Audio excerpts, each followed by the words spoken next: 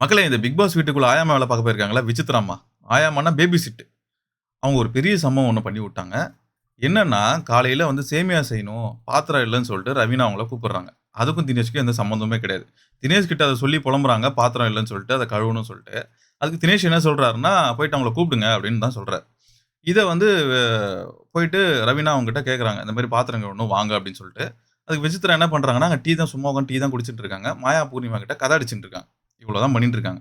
ஒண்ணு இவங்க போயிட்டு கம்முனு கழுவி குடுத்துட்டு வந்திருக்கலாம். இல்ல என்னால வர முடியாது. ஒரு பாத்திரம் தானே நீ கழுவிக்கோன்னு சொல்லிட்டுருக்கலாம். அத விட்டுட்டு இவங்க என்ன பண்றாங்க, எழுந்துச்சு வந்துட்டாங்க. வந்துட்டு அங்க கழுவுற இடத்துல நின்னுகிட்டு, ஒரே புலம்பலு. தினேஷ வச்சு ஐயோ! ஐயோ! சில மூஞ்சிகள்லாம் பார்த்தாவே வெறுப்பா இருக்குது. நம்ம எவ்வளோ ட்ரை பண்ணாலும் அந்த வெறுப்பு போகவே மாட்டேங்குது. இவங்கலாம் இருந்து என்ன புரோஜனம்? வாழ்ந்து என்ன புரோஜனம்? அப்படியே பேசிக்கிட்டே இருக்கான். இவங்களால வந்து கூட இருக்கவங்களுக்கு நியூசன்ஸ் தான். அ வேலை செய்றவங்களுக்கும் நியூசன்ஸ் தான். இந்த நியூசன்ஸ்களோட எப்படி குடுத்தனம் பண்ணுவாங்க? ஓட வேண்டியது தான். 3 மாசம் இதுங்களோட குடும்பம் பண்ண முடியுது நடத்த முடியல. என்ன இதெல்லாம்? அ 3 இவங்கள என்ன வந்து வாழ்நாள் பூரா வாழணும்னு சொல்லிட்டு வந்திருக்காங்க. இதுதான் கேம், இதுதான் டாஸ்க். இப்படிதான் இருக்க போது. ஒருத்தன் வந்து உங்கள எப்படி இறக்கி விடணும்னு தான் பார்ப்பான். லைஃப்லயும் அந்த மாரி தானே.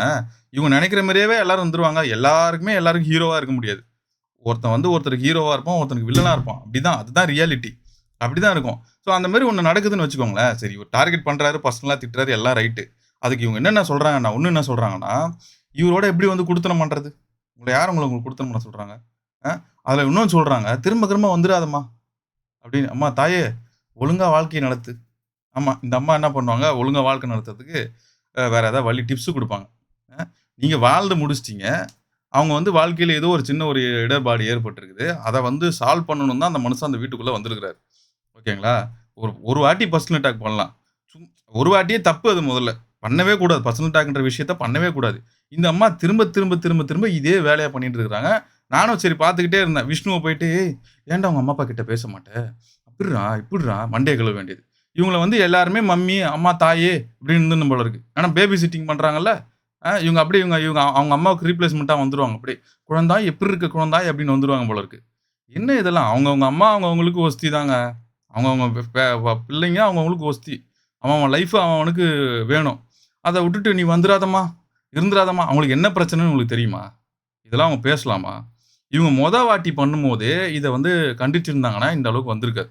அத இவங்க பண்ணவே இல்ல. இன்னொரு ஒரு விஷயம். இவங்களுக்கும், அவங்களுக்கும் நீ கேவலமானவன்னா, நான் அத விட கேவலமானவன்டான்னு சொல்லிட்டு இவங்க 2 பேரும் மாத்தி ஒன்ன பண்ணிட்டு இருக்காங்க. விசித்ராவும், தினேஷும். இவங்க பண்றது எனக்கு சுத்தமாவே புடிக்கல. 2 பேர் பண்றதும் சுத்தமா ஒரு துளி கூட புடிக்கல. இதுக்கு வந்து அவங்க வந்து தனியாவே இருந்துறலாமா. தனியாவே குடுத்தனம் பண்ணிட்டு போயிடலாமா ரக்ஷிதா. அது ஏதோ ஒரு சின்ன சண்டை போல இருக்குங்க. சின்ன சண்டையில அவங்க வந்து டைவர்ஸ் ஆயி போயிட்டு இருக்காங்க. ஓகேவா? அதுக்காக நான் இங்க வந்து வின் பண்ணேன்னா, அத வச்சு இந்த வின் பண்ணத வந்து என் பொண்டாட்டிக்கு டெடிகேட் பண்றேன். அவ வந்து என் கூட திரும்ப வாழணுன்ற மாரி ஒரு ஒரு எமோஷனலா ஒரு விஷயம் பண்ணி, நம்ம திரும்ப ஒண்ணு சேர்ந்துருவோமா? அப்படின்ற ஒரு எதிர்பார்ப்போட தான் அவர் வந்திருக்கிறாரு. அத இவங்களுக்கு தெரியும். அது இவங்களுக்கும் தெரியும். பல பேர் மக்கள் எல்லாருக்குமே தெரியும். அத இவங்க வந்து சொல்லலாமா அப்படி? சரி இப்ப வந்து அவரு இந்த மாரி, நீங்க இந்த மாரி ஒரு டான்ஸ் ஆடுறவர கல்யாணம் பண்ணியிருக்கீங்க டான்ஸ் ஆடுறவங்கள கல்யாணம் பண்ணியிருக்கீங்களே அப்படின்னு சொல்லிட்டு உங்க புருஷனையோ, இல்ல பிள்ளைங்களையோ, உங்க அம்மா இப்படி இருக்காங்கன்னு சொல்லிட்டு அவரு சொன்னாருன்னா, எப்படி இருக்கும்? இல்ல நாங்க அந்த மாரி சொன்னோம்னா உங்களுக்கு எப்படி இருக்கும்?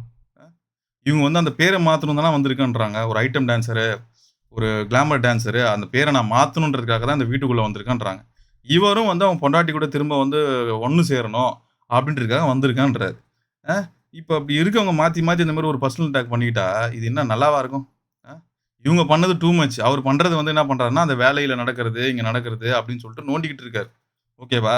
இவ்வளோ நாள் நீங்க அமைதியா இருக்கிறீங்க. அத வுட்டுட்டு அப்படியே இவங்க கூட எப்படி வாழ முடியும்? ரவீனாவ பார்த்து என்ன சொல்றாங்கன்னா, இந்த வேலையே செய்ய மாட்ற. நீ கல்யாணம் பண்ணின்னு போனா என்ன செய்வ? என்ன வேலை செய்வ?" அப்படின்ற மாரிலாம் ரொம்ப டூ மச். இதெல்லாம் வந்து தேவையில்லாத வார்த்தைகள் இதெல்லாம். விஷ்ணுவ கூப்பிட்டு வச்சு என்ன சொல்றாங்கன்னா, "நீ என்னடா குடும்பத்தில பேசவே மாட்டியாடா? அம்மா, அப்பா கிட்ட பேசவே மாட்டியாடா? வளர்ப்பு சரியில்ல."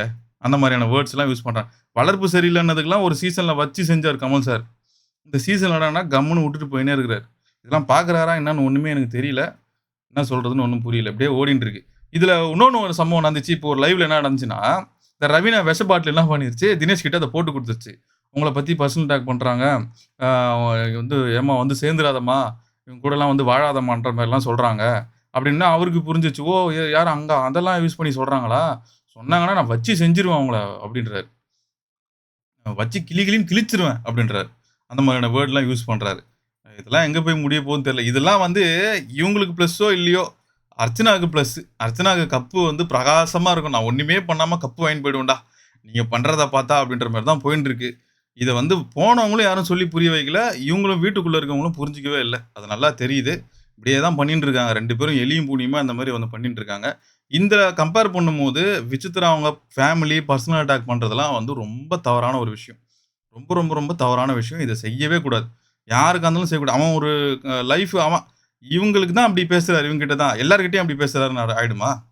அவங்க ஒய்ஃப் கிட்ட வேற மாரி இருந்திருக்கலாம்ல. இவங்களுக்கு அவங்க லைஃப்ல என்ன நடந்துச்சுன்னு உங்களுக்கு தெரியவே தெரியாதுல்ல. இதுல எதுக்கு எடுத்து வச்சு பேசணும்? இதெல்லாம் தேவையில்லாதது தானே அதெல்லாம். அதெல்லாம் ரொம்ப தவறுங்க. நடக்கிறது இந்த மாரி. இப்படி போயின்னு இருக்கு. சரி மக்களே, இத பத்தின உங்க கருத்துக்கள கமெண்ட்ல தெரிவிங்க மறக்காம. என்னன்றத நம்ம அப்புறம்